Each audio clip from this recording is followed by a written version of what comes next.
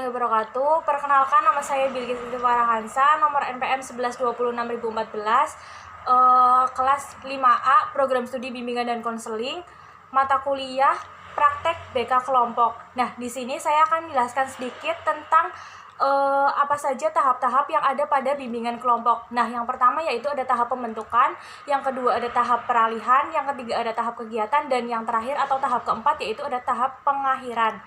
Nah, pada tahap pertama yaitu tahap pembentukan, pada tahap ini berisi tentang tahap pengenalan diri. Nah, jadi para anggota kelompok itu saling memperkenalkan diri satu sama lain. Juga mengungkapkan tujuan ataupun harapan-harapan yang ingin dicapai oleh anggota kelompok itu sendiri. Kemudian, konselor menjelaskan tentang bimbingan kelompok. Misalnya menjelaskan tentang arti bimbingan kelompok itu apa, tujuannya apa, manfaatnya apa, dan segala macam. Termasuk asas-asas yang harus dicapai atau asas-asas yang harus terpenuhi dalam bimbingan kelompok tersebut. Tahap kedua ini yaitu tahap peralihan, bisa juga disebut dengan jembatan antara tahap pertama dan tahap ketiga. Di dalam tahap ini sendiri, konselor atau pemimpin kelompok itu menunjukkan gaya kepemimpinan yang khas. Adapun yang dilaksanakan pada tahap ini, yang pertama yaitu menjelaskan kegiatan yang akan ditempuh pada tahap berikutnya. Nah, yang kedua yaitu menawarkan atau mengamati apakah para anggota sudah siap menjalani kegiatan pada tahap berikutnya. Nah, yang ketiga yaitu membahas suasana yang terjadi. Selanjutnya, meningkatkan kemampuan keikutsertaan anggota. Nah, yang terakhir atau yang kelima, bila perlu kembali kepada beberapa aspek yang sudah disampaikan pada tahap pertama. Nah, ada beberapa hal penting yang harus diperhatikan oleh seorang pemimpin atau pimpinan kelompok, yaitu yang pertama, menerima suasana yang ada secara sabar dan terbuka.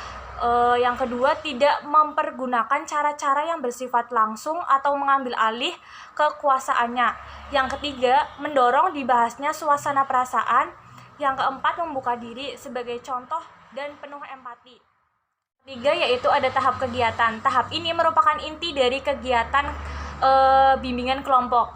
Nah, di dalam kegiatan inti ini terdapat aspek-aspek yang menjadi isi dan pengiringnya yang cukup banyak. Nah, masing-masing aspek tersebut perlu mendapat perhatian seksama dari pemimpin dalam tahap ini, yaitu sebagai pengatur proses kegiatan yang sabar dan terbuka, aktif akan tetapi tidak banyak bicara, dan memberikan dorongan dan penguatan serta penuh empati. Nah, selanjutnya yaitu terdapat berbagai kegiatan yang dilaksanakan pada tahap ini. Yang pertama yaitu masing-masing anggota secara bebas mengemukakan masalah atau topik pembahasan. Nah, yang kedua yaitu menetapkan masalah atau topik yang akan dibahas terlebih dahulu. Yang ketiga, anggota membahas masing-masing topik secara mendalam dan tuntas. Nah, yang keempat yaitu kegiatan selingan. Kegiatan selingan ini dilakukan dengan tujuan agar dapat terungkapnya masalah atau topik yang sedang dibahas, dirasakan, dipikirkan, dan dialami oleh anggota kelompok. Selain itu, dapat terbahasnya masalah yang telah dikemukakan secara mendalam dan tuntas, serta ikut sertanya seluruh anggota secara aktif dan dinamis dalam pembahasan yang baik, yang menyangkut unsur tingkah laku, pemikiran, dan perasaan. Nah, selanjutnya atau tahap yang terakhir yaitu tahap pengakhiran. Pada tahap ini, pada tahap bimbingan kelompok, pokok perhatian utama bukanlah pada beberapa kali kelompok itu harus bertemu, tetapi pada hasil yang telah dicapai oleh kelompok itu sendiri.